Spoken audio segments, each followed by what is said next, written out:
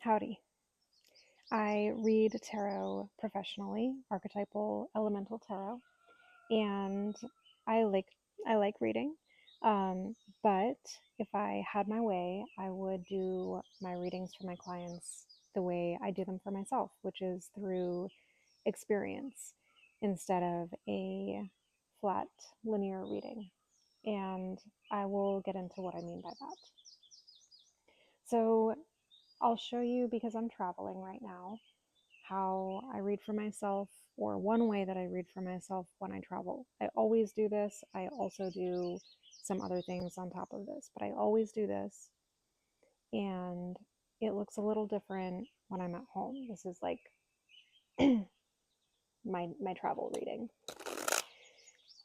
So if you are learning about the tarot, or if you are wanting to work with me, this will give you some insight into both of those avenues. You can learn a lot through the experience of embodying tarot and observing the way I'm going to talk about.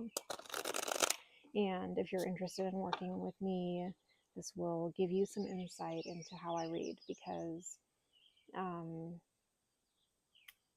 I try not to. So when I first learned, I definitely used memorization and Rider-Waite-Smith to get myself a foundation, and I'm happy that I did that. And again, if you're learning, I would start there. Memorization, Rider-Waite-Smith. I really try not to project that memorization onto my readings now. And for some folks, that might feel confusing because it's maybe not exactly what their Google search is going to tell them. But I think this gives a much richer, layered understanding of the cards, and just a better insight into how life kind of has that spiralic effect. Because by working with them over and over again in this way, we get to come back to places that we were before in a different way. So, um,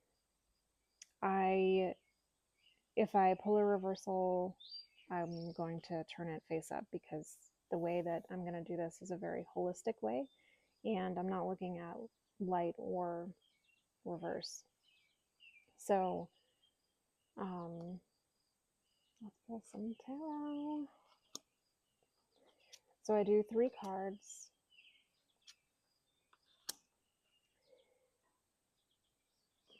When I'm on a trip, I do 3 cards, and the first card is representative of my journey here.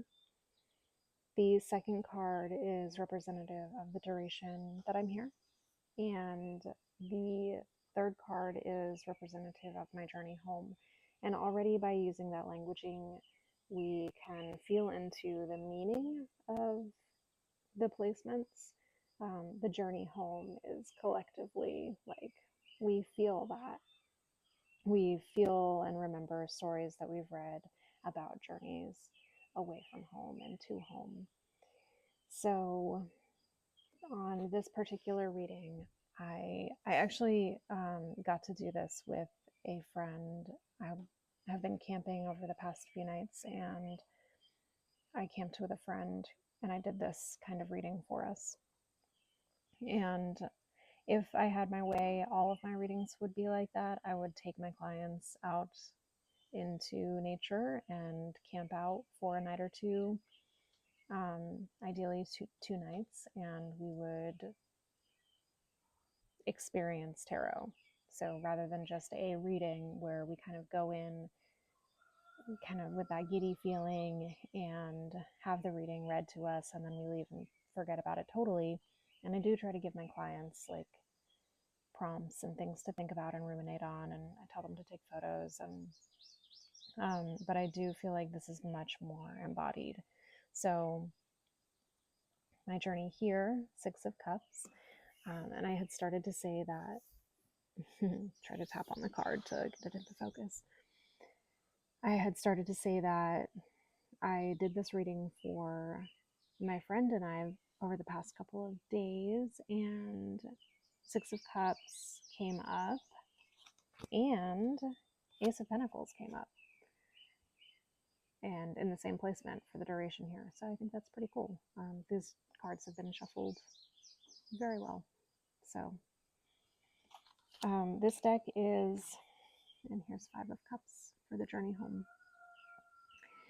This deck is Tarot del Fuego, Ricardo Cavallo. I love it dearly. I typically, so this trip that I'm on right now, I do once a year, and it's good for my soul. It fills my cup. I love it very much.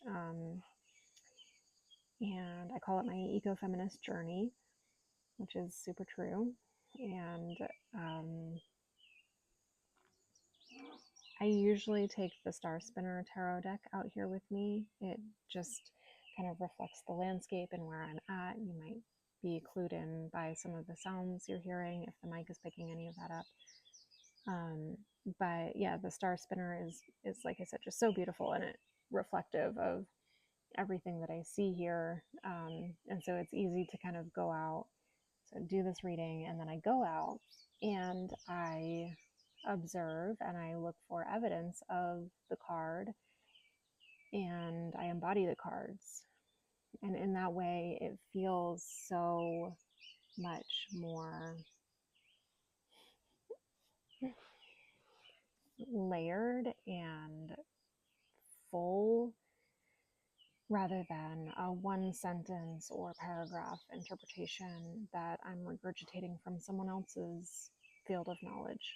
But this year, I've been working with the Tarot del Fuego for a couple years now, and like more so than I had been. And Ricardo Cavallo just also gets it. He gets me. He gets the tarot. His artwork is gorgeous and so rich. So it's easy to be clued into what he's trying to convey through color and imagery. So yeah, I am gonna go for a walk now and try to find some nettle, and I'm gonna take the Ace of Pentacles with me because I'm here, I'm in the meat of the trip, so that's the card that I'm embodying and really looking for evidence of. And if I see something that reflects the imagery, I will take the picture of the card with that moment, and then I have that to kind of look back on and be reminded of this time and my experience and how I feel about this card right now. So Ace of Pentacles is beautiful. Like I said, I'm gonna try not to like project my understanding of it to this point onto it. I am gonna go out there with some fool's energy, collect some nettle, and see what I see in the Ace of Pentacles energy. So I hope this gives you like permission to be freer with the tarot. I think readings are super great, and maybe just not it, like not all that there is to the tarot. And again, I would take all of my tarot clients out into it and camp out for a couple nights and really feel into it, because I think the power here is in connecting us back with our true selves, which is nature, and to see that there is no disconnect, and to connect back in and to lessen that gap. So hope this helps, and maybe you do it for yourself. Maybe just a one card. That's the other thing that I do while I'm out here and on any trip is just one card a day. Your easy one card pull.